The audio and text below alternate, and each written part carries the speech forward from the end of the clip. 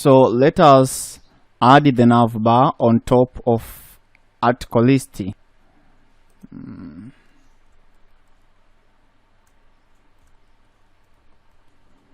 .js, okay,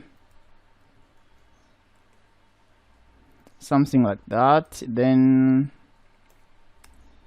I delete everything here. Control S to save the changes. So this is our navigation bar. Learn Python. Only click. Let me delete this. We are yet to implement log out. Okay, no logout, no login. You're not yet to implement register. Okay, that's it. So after that, let me come here in app.js. Let me import the navbar. Okay, thank you.